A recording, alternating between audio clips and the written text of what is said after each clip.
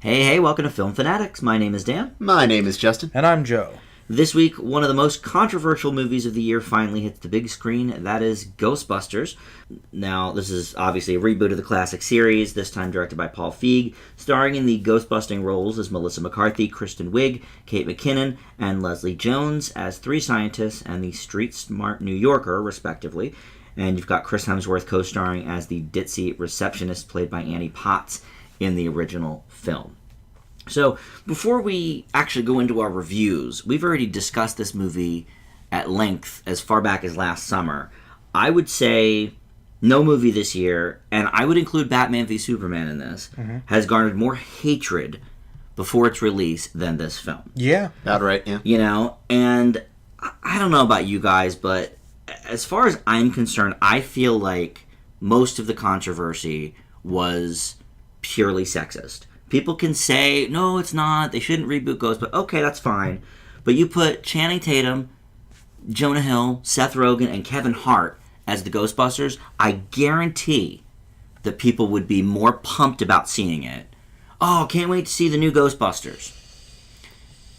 What do you think? I'm going to have to disagree with you. Is that right? Bit. Okay. I mean, yes, Please. I'm sure there is some sexism there. I'm not going to deny it. Yes, you're right. If that was a male cast, there probably would have been a little less controversy. But people didn't want this movie remade at all, apparently. Mean, yeah. For me, it was more or less of a... I mean, from what I could tell... Don't touch it, basically. It was like 60% was probably sexist comments, 40% was just more or less they're messing with the mythology. Like, when the trailers were coming out, they were mentioning, like, oh, yeah, it's been like 30 years. I was thinking this was going to be like some sort of passing the torch thing. Mm-hmm. And then they decided, nope, didn't happen. Well, I guess when it was originally announced, and we had talked about this on the show, that they were talking about maybe doing some kind of passing of the torch thing. Mm-hmm. Yeah. And I don't remember if that was still after Harold Ramis died, though, I think. I believe so, that they were talking about it all the way up till then. Yeah, I don't know. I mean, like, I'm not one to beat the sexist or racist bell. Mm-hmm. You know, I beat it the least because I think people shout racist and sexist too often, but it just felt like a lot of the vitriol about this film did have to do with them being women. Well, you know what? Like I said, I'm sure it's there. But, you know, I actually have talked to people online about it, and the main comment I got was just kind of, first of all, that it was just remaking a movie that a lot of people didn't feel need to be touched. Well, I do think that's certainly a part of it. Absolutely. And the other one, I think, which didn't help, was that the trailers, a lot of people just didn't find funny. The first trailer was god-awful. So it was not good. That was, I think, where a lot of the hatred came from, was the combination of those things, from the people I talked to. Okay. But, you know, in terms of the sexist stuff, I'm sure it was there, but I didn't really experience it firsthand. Justin, did you at all? I didn't. Never directly, no. Like, reading various forum feeds, you'd run across handfuls of sexist comments, but I've never heard anyone vehemently say, "Oh, I absolutely loathe this movie because they're women." Yeah, it's doomed because they're women. Well, I think that's my point. I don't think people are necessarily coming out and saying that, but I think that's the underlying current. Maybe. That's my opinion on it. It's probably part of it. Maybe I'm wrong, but I think, you know, people didn't necessarily want to say it, but I think that was a lot of the problem, personally. It's interesting. But anyway, I mean, this movie didn't need to be made regardless. I think we can all agree with that. Yeah. It is sort of a, classic film that stands up. It doesn't need to be made. But, I mean, we've run across many a film that didn't need to be remade or rebooted, or, you know, Joe, you and I can agree on The Amazing Spider-Man 1. Yeah, its existence was didn't merely superfluous, but it was still good. Yeah, I liked it. Yeah. So all right, so let's talk about the actual movie and how it came off. I think it's good that it veers off in a different direction from the original while keeping the essence of the film. In fact, I would argue that the thing that weighs it down the most are the constant reminders of the original. There's, you know, it's been talked about that obviously there's cameos from just about everybody involved in the original. And, then there's just other things. They run across a Stay Puft Marshmallow Man at one point. They're like okay touches. It was so wink wink that I definitely think it brought it down. The script could also be tighter. McCarthy and Wig are used to not really reining it in for the cameras. Mm-hmm. Yeah. But perhaps the PG-13 rating dulled their comic timing a bit, which brings me to McKinnon and Jones, who are best known for being on SNL and really doing PG-13 type comedy. Yeah. I think both of these ladies stole the show. I think they're the highlights of this film. I agree. Yeah. Hemsworth, I think, is also very, very funny. He had some good stuff. As the receptionist, they gave him some good lines. I don't know if the villain is the most effective I've seen. Certainly doesn't stack up to the original. And I do think Feig might struggle a little bit with some of the action sequences, but as we saw with Spy, he's sort of coming along with that. Justin doesn't agree. He doesn't like the action parts of Spy, and that's remember, fine. I like the heat. Well, so no, it's just... Yeah, the heat. He doesn't like the heat at all. I know. My comment is still the same. Like, Spy is more violent than Skyfall, so... Yeah, but in a funny way. Come on, mister, that's comparing apples to oranges. We're going to compare Spy to Skyfall. Both spy movies, but... True. Very true. And comedies. No. Depends on the the 3D effects are fantastic in this. They really made use of going outside the scope of the picture for the 3D effects. And I do think it's very, very funny. So I did have some flaws with it, but I really, really enjoyed it. Did it need to be remade? Of course not. But it was. So I liked it. What did you guys think? I'll go next. I'd like to hear from Joe. He doesn't look like he liked it. I thought it'd be good. Well, all right. Okay, I will say that, as you mentioned, Dan, there was a lot of hate for this one before it came out.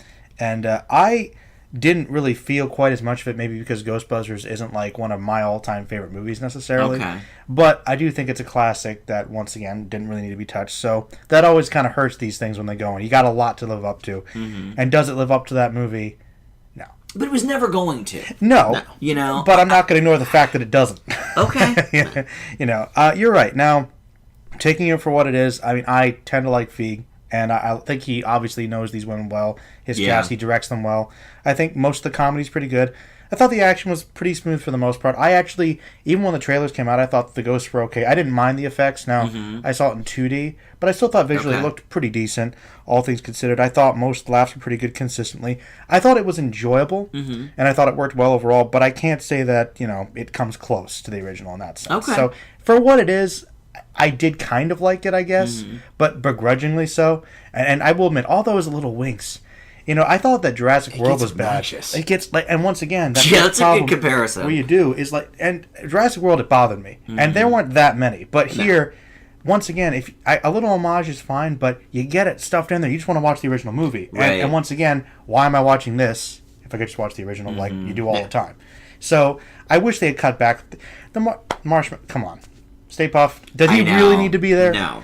The villain, and I agree, is not the best, but I like the fact that he was significantly different than the more supernatural element from the first movie. It's a little more grounded. Right. Added a little different motivation, which is a little, I guess, more accessible in a way. Okay. But, I can't say he was great necessarily, but he worked for the movie. Mm-hmm. So, I agree. I guess it was good, but it's definitely not great. Okay.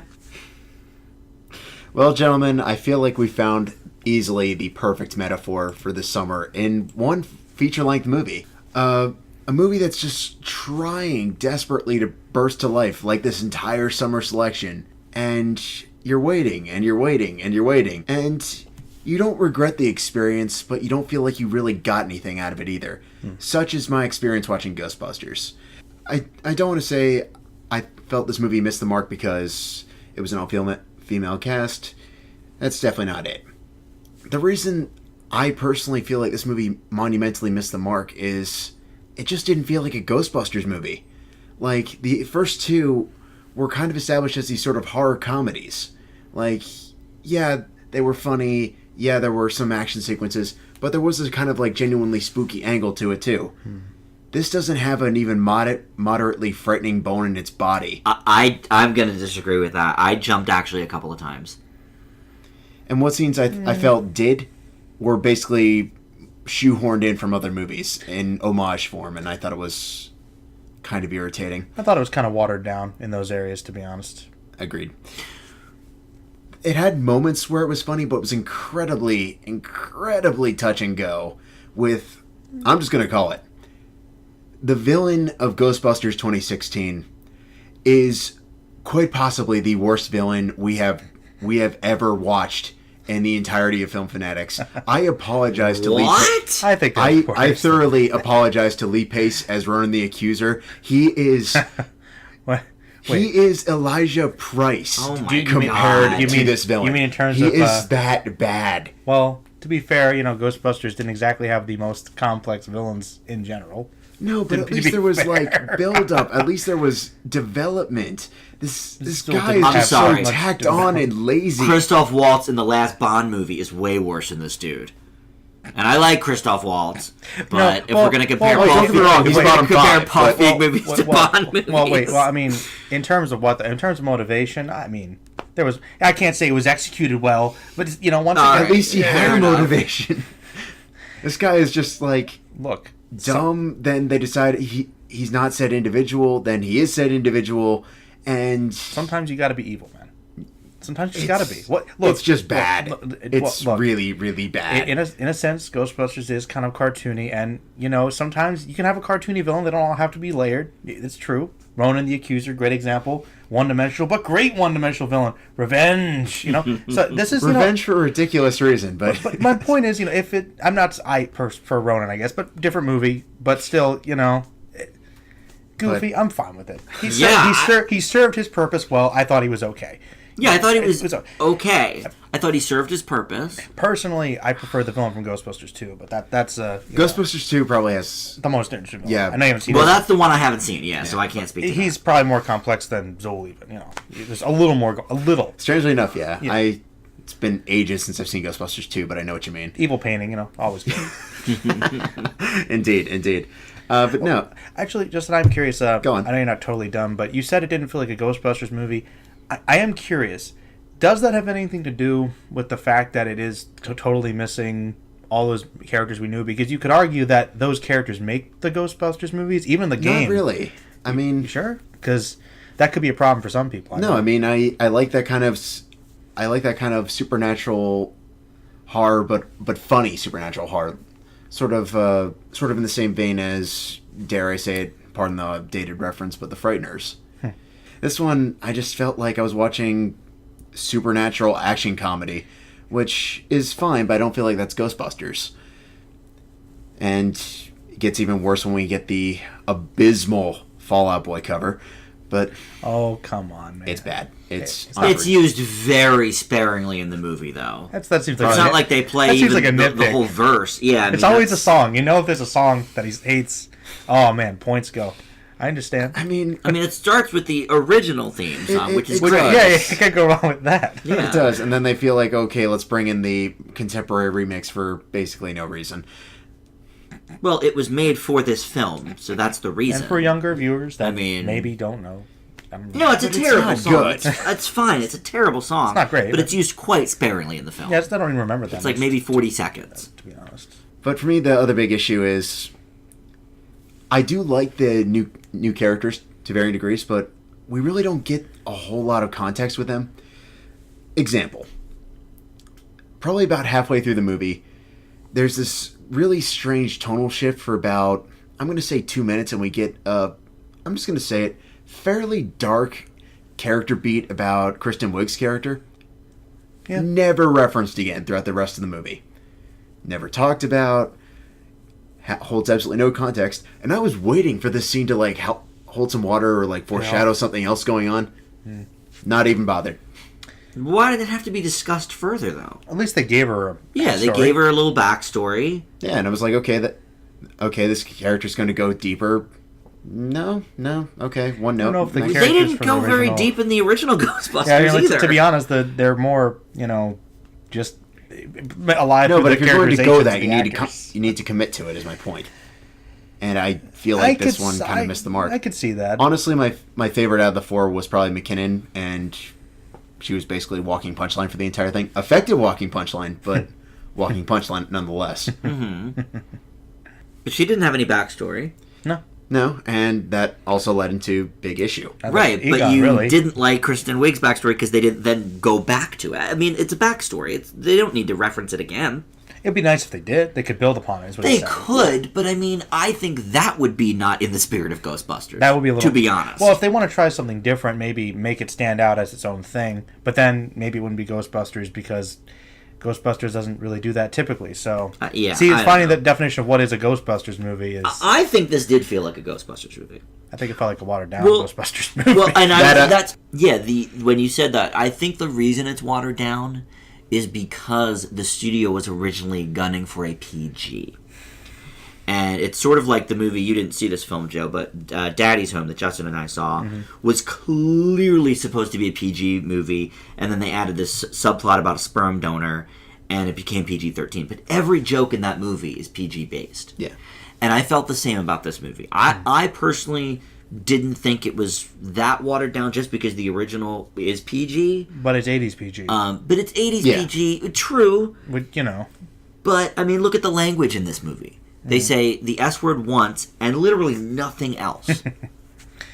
Well, I thought they were trying to cater to a more family environment because that's what Ghostbusters is. Yeah. Which is Yeah, kind of too. weird in an extent. Hey, why the they, 5-year-old in my audience loved it. which is fine, and that's great. It's just, and I'm fine with Feig getting a Lots of project laughs. like this with his cast that he likes with Wiig and you know McCarthy. But at the same time, you wonder like with McCarthy specifically, typically gunning for being the Right. most crude and outlandish. Yeah. It was really the best direction to go with Ghostbusters. If you're going to use that comedy, let them do what they do, Right. as opposed to being more restrained. I don't know. I don't know if it. I mean, they were fine. I liked them, but I wonder if there could have been a better crew that you could have worked with that type of rating they were going for. And I don't know, maybe, but I don't know. What do you Yeah. guys think? I think to varying degrees you can split the difference. It's just a matter of how do you get there. Well, I mean, all of these people have been in more restrained projects. That's true. You know, I mean, Kristen Wiig obviously came from SNL as well. Yeah. Melissa McCarthy of Mike and Molly, Gilmore Girls, St. Vincent. None of these obviously are like They're big. gut-busting comedy. Well, I guess Mike and Molly was shooting for that, but you're right. I mean, in a grand sense, McCarthy's best known on the big screen for her outrageous, foul-mouthed stuff. But to be honest, we've talked about this on her last few movies, The Boss and Tammy. It's sort of getting old. Yeah. Losing the shtick a little bit might be good. Maybe. So, you know, here I agree. It wasn't as effective as I think it could have been, which is why McKinnon and Jones, for me, stole the show. But let me ask you this. I feel like we've certainly gotten Justin's answer on this already. But contributor to the show, Peter, had mentioned something to me about that this would be the Ghostbusters, that if Ghostbusters never existed, this would be what Ghostbusters was if it was made in 2016 for the first time. Justin's already said it doesn't feel like a Ghostbusters movie, so I feel like he would not agree with that. But Joe, how do you feel about that statement? Yeah, I think that's an interesting statement, and I mean, okay. Because I think it all does right. hold the Ghostbusters mantle okay. If this were like theoretically the first Ghostbusters movie, I mean, I don't think it's quite at the level of the Ghostbusters original. So I don't think it like, would maybe be as legendary. No, Not quite. But is it the type of movie that would be made if Ghostbusters was made now? Mostly, yeah. I don't think maybe done to the best capacity, perhaps, but it does feel similar to what we would get in that vein. Honestly, it reminded me a bit of Goosebumps, to be honest. Like something Okay. from the Interesting 90s, comparison. transferred kind of comedy, kind of horror for kids, Yeah. family, but also transferred in a unique way. And still kind of keeping some of the spirit, but in some ways also watered down. Because remember, Goosebumps also could be creepier, for instance. True. Yeah. But I thought it worked well enough for what it was. Mm-hmm. But I don't know if that was still the best it could have been. And that's Sure. how I kind of feel about Ghostbusters. So in a general sense, maybe, but I would have hoped there would have been something better to get it to closer to what the original Ghostbusters could be in that sense. Okay. What an interesting metaphorical question. It's like, it's kind of a bold statement to say Yeah. like, this is what it would be like. I feel like that's Well, a he loved the film. I- He said it was the best film of the summer. But if I heard that, I'd say that's kind of a double-edged compliment. So you're saying that if a Ghostbusters movie is made now, it can't be as good as some films made in the 80s. So what does that say about Hollywood now? Okay. Yeah. So I don't know. From my perspective, I mean, that could be true. Are we just settling for less? That's kind of what I took from that. All right. To be honest with you. I mean, to play devil's advocate, it is interesting how they reinvent some of the mythology. Like, they give sort of an origin story behind the insignia, which I thought was interesting, albeit a little pretentious. Oh, I didn't think so. Look, I made the slashy thing, but that was fine. Not pretentious. It's wink, wink. I mean, it's not as word as Stay Puffed, though. No, that was I would say the worst. It's as far as like little winks, that was fine. Favorite cameo? Mine was Potts, because she played another receptionist, which I thought was very funny. I'm always fine with Crazy Aykroyd. Okay, yeah, Aykroyd. Okay. Aykroyd's pretty awesome. I'm probably right with you on Potts, actually. Yeah, I thought Potts was very funny. All right, well, that's gonna wrap up the Ghostbusters chat. I really enjoyed it. This was in my almost my top 5 most anticipated. It was my honor roll because I really, after the first preview, didn't know, but I really enjoyed it. I give it a B+. C. B-. All right, well, that's it for us. Thanks so much for listening, and we'll see you back here next time.